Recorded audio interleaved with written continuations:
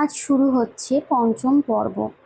আগের পর্ব অবধি আমার সত্যযুগের 4টি অবতার আঁকা সম্পন্ন হয়েছে।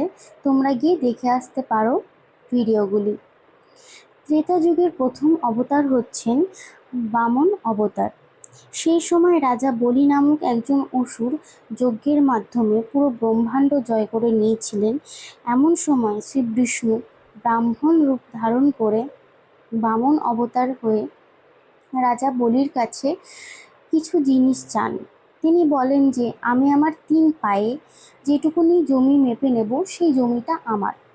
রাজা বলি সেই কথায় রাজি হয়ে যান। তখন শ্রী বিষ্ণু তার বামন অবতার থেকে নিজ রূপে আসতে শুরু করেন এবং তিনি এতটাই বড় হয়ে যান যে তার একটি পায়ে মর্তলোক এবং আরেকটি পায়ে স্বর্গলোক তিনি অধিকার করে নেন।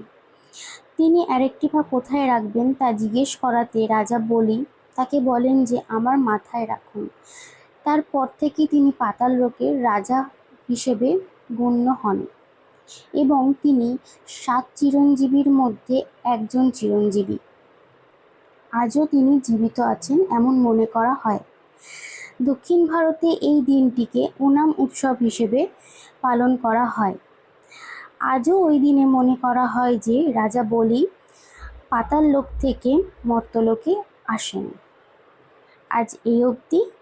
কাল আবার দেখা হবে নতুন একটি অবতার নিয়ে।